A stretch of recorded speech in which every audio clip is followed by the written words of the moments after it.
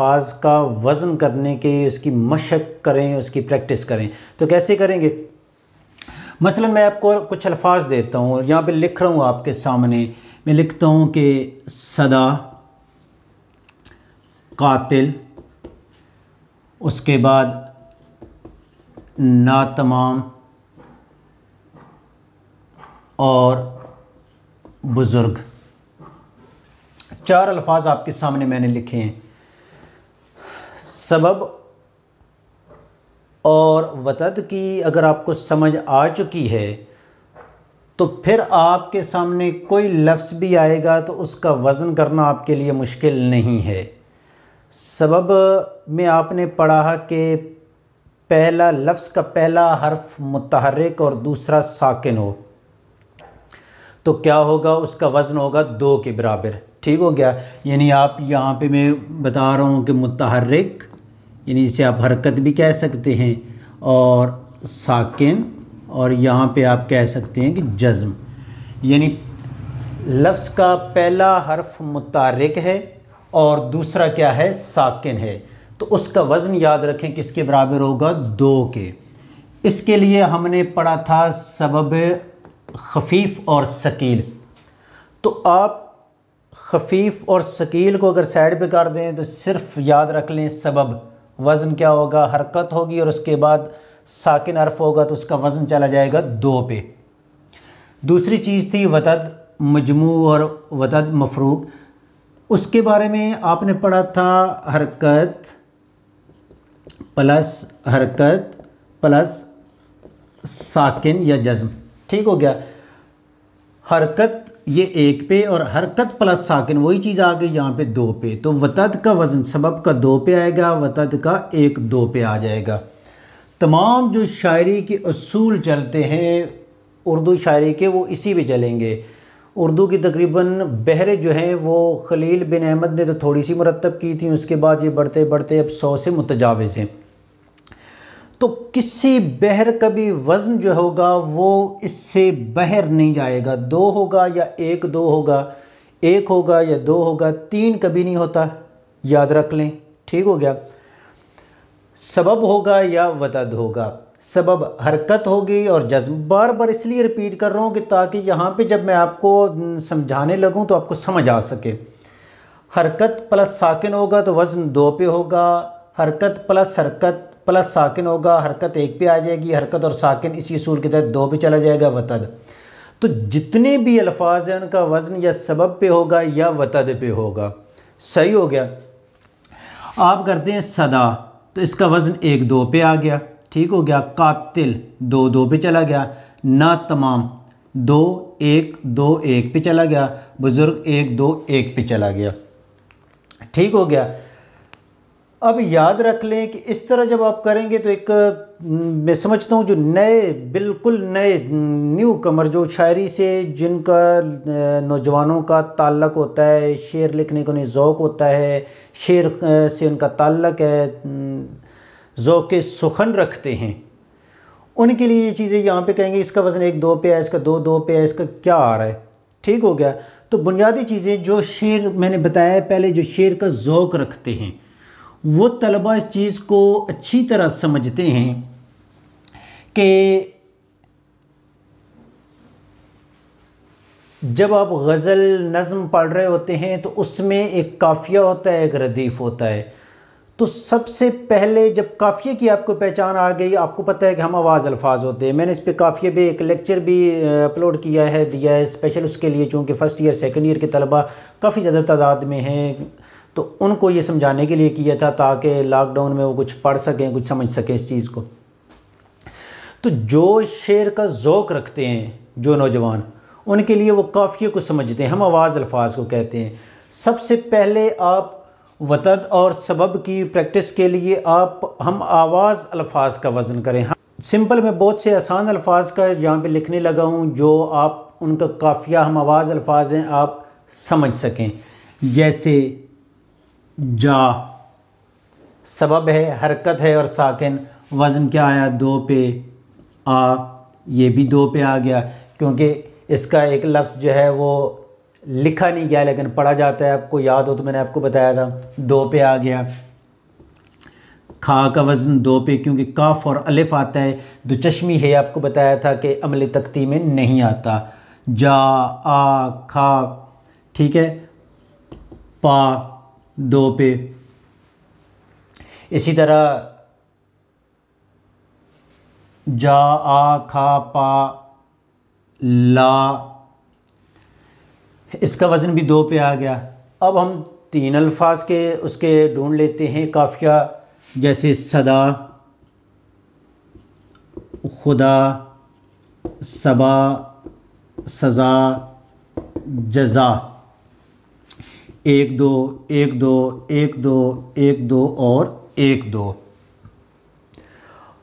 काफिया के अल्फाज का वज़न सीखने के लिए काफिया की मशक करना, यानी हम आवाज़ अल्फाज की मशक करने से आपको ये फ़ायदा होगा कि आपको एक तो एराब यानी सबब और वतद की समझ आएगी, और दूसरा ये चीज़ भी आपको समझ आ जाएगी कि हम आवाज़ अल्फाज इकट्ठे करने से आपको एराब के साथ साथ आपको शेर के लिए जब आप काफिया रदीफ़ ढूंढते हैं, अल्फाज ढूंढते हैं, तो वो भी आसानी रहेगी। ये वज़न समझने के लिए आप काफ़िया की जितनी ज़्यादा मशक कर सकते हैं उतनी ज़्यादा करें। इसी तरह मैं आपको बता देता हूँ, ये 3 पे चले गए तो हम कातिल, बातिल, और कातिल, बातिल, काबिल, आकिल। हम आवाज़ अल्फाज से आपको वज़न इसका सारा 2 2 पे जा रहा है। ये चीज़ मसलन जो शुरू में लफ्ज़ लिखे थे, सबा लिख दिया, कब्र लिख दिया, ना तमाम लिख दिया, उन अल्फाज का वज़न 2 पे आ रहा है, 1 पे आ रहा है, 1 पे आ रहा है, 2 पे आ रहा है। उसके मुकाबले में आप सबसे पहले क्या करें, काफिया लिखना सीखें। काफिए के अल्फाज, हम आवाज़ अल्फाज ढूंढें जिनका वज़न कर सकें ज़्यादा से ज़्यादा। शेर या मिसरा लिखने से पहले मैं बार बार ये बात रिपीट कर रहा हूँ कि हम आवाज़ अल्फाज लिखें और उनका वज़न करें। आपने जा में 2 पे है, तो यही अल्फाज मैंने 5 लिखे हैं, इधर भी 5 हैं और इधर 4 हैं, इन्हीं अल्फाज को आगे बढ़ाएं और देखें। सही हो गया। इसके साथ एक और चीज़ सबसे अहम होती है कि जब आपको वज़न की, हम आवाज़ अल्फाज की कहीं ना कहीं समझ आ चुकी है, आप समझते हैं कि मेरी ये 3 4 जो हैं वो मशकें हो चुकी हैं, तो अब मुझे मिसरा लिखना चाहिए या शेर लिखना चाहिए। याद रखें, मेरे उर्दू के उस्ताद हैदर अली शाह साहब, जिन्होंने मुझे जो कुछ भी हूँ आज मुझे ये उन्होंने बनाया, उनके एक असर था। तो शाह साहब एक मिसाल दिया करते थे कि एक जो शीरे की मिठाई की जो वो बड़ी होती है कढ़ाई, ये जलेबियों की या इस तरह की दुकान पे, उस शीरे की कढ़ाई में तो जो मक्खी उस शीरे को आहिस्ता आहिस्ता खाना शुरू करती है वो सलामत रहती है, जो यकदम हड़प करना चाहती है वो उसी में गिर जाती है और अपनी जान दे देती है। तो आप काफ़िया की पहचान, इसकी मश्क जितनी ज़्यादा कर सकें करें, यानी अपने उस्ताद की बात आप तक पहुंचा रहा हूं कि उस मक्खी की तरह आप शीरे को आहिस्ता आहिस्ता खाना शुरू करें। उसके बाद जब आपने ये बना दिया, तो उसके बाद सबसे अहम जो चीज़ है, जो मैं समझता हूँ कि न्यू जो तलबा हैं उनके लिए भी मुकफ़ा जुमले लिखें। एक तो ये होता है कि शेर में जो अल्फाज होते हैं वो आपने मखसूस अज़ान में जाना होता है, लिखना होता है, वो थोड़ी मुश्किल होती है। उससे पहले आप मुकफ़ा जुमले लिखें। मुकफ़ा जुमले वो होते हैं कि जिन जुमलों में काफ़िया पैमाई की गई हो। तो जुमलों में इसमें ज़रूरी नहीं होता कि एक जुमले में अगर आपके 10 अल्फाज हैं तो दूसरे जुमले में भी 10 आए, हो सकता है उसमें 5 आप लिखें, एक में 3 लिखें तो दूसरे में 7 लिख रहे हैं। जबकि जो मिसरा होता है, शेर होता है, औज़ान होते हैं, उसमें आप एक बहर में जब आपने मिसरा लिखा, उस मिसरे में आपने 16 हर्फ इस्तेमाल किए। दूसरे मिसरे में भी आप पाबंद हैं 16 हर्फ ही लिखने के। यानी हम कह सकते हैं कि अगर पहले मिसरे में आपने 8 अल्फाज लिखे तो दूसरे में भी 8 अल्फाज लिखने होंगे। जबकि मुकफ़ा जुमले में जो मुकफ़ा इबारत होती है उसमें इस तरह की कोई कैद नहीं होती। आप 5 एक जुमले में 5 अल्फाज भी लिख सकते हैं, दूसरे में 10 लिख सकते हैं, 8 लिख सकते हैं, 2 लिख सकते हैं। मुकफ़ा जुमले के ऐसे जुमले जिनमें काफ़िया पैमाई की गई हो, मसलन मैं आपको इसकी मश्क के लिए एक मिसाल देता हूँ। गालिब का एक ख़त है जो गालिबन फ़र्स्ट ईयर में शामिल है। उसमें जुमला है कि एक बात और है जो महल गौर है। और ये भी बता दूं कि गालिब मुकफ़ा जुमलों में ही उन्होंने नसर लिखी। सर सैयद अहमद ख़ान ने इस मुश्किल टर्म से और इससे पहलू बचाया और एक जदीद नसर के बानियों में शुमार हुए। जदीद नसर को उन्होंने फ़रोग़ दिया। अच्छा, मुकफ़ा जुमले मसलन गालिब का जुमला मैं यहाँ पे लिख रहा हूँ कि एक बात और है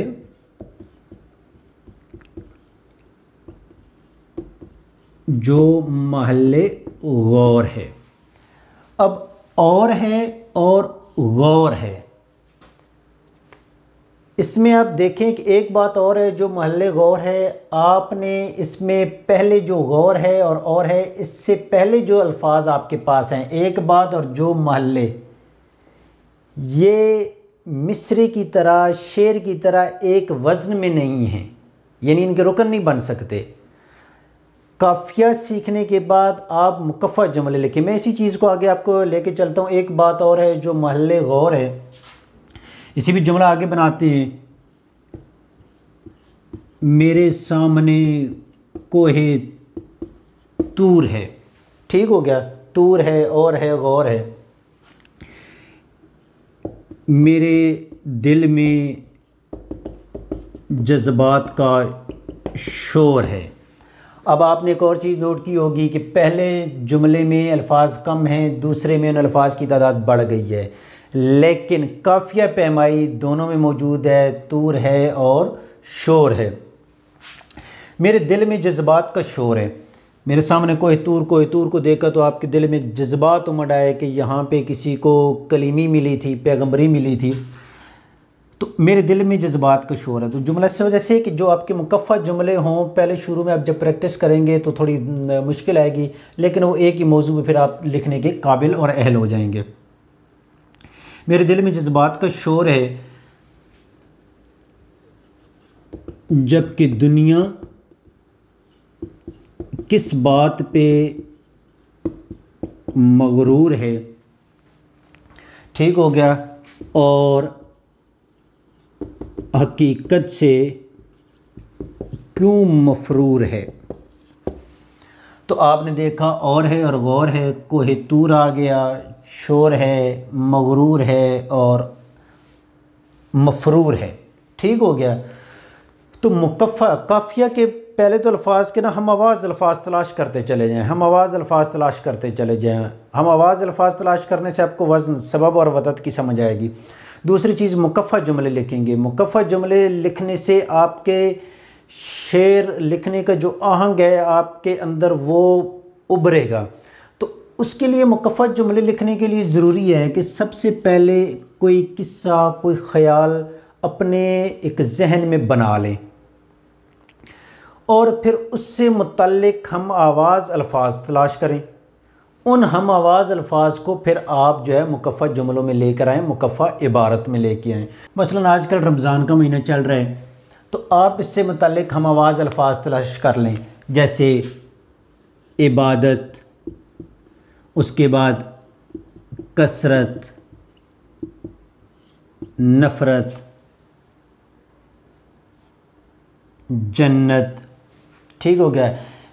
तिलावत आ गया। रमज़ान है, खूब इबादत कीजिए, गुनाहों से नेकियों की कसरत कीजिए, गुनाहों से नफ़रत कीजिए, यूँ हासिल जन्नत कीजिए, कुरान की तिलावत कीजिए। तो कोई भी आप एक टॉपिक ढूंढ के उससे मुतल्लिक़ा हम आवाज़ अल्फाज तलाश करें और उसे मुकफ़ा जुमलों में लिख लें। ये लेक्चर सबसे ज़्यादा अहम है। सबब और वतद, दोबारा आखिर पे रिपीट कर रहा हूँ।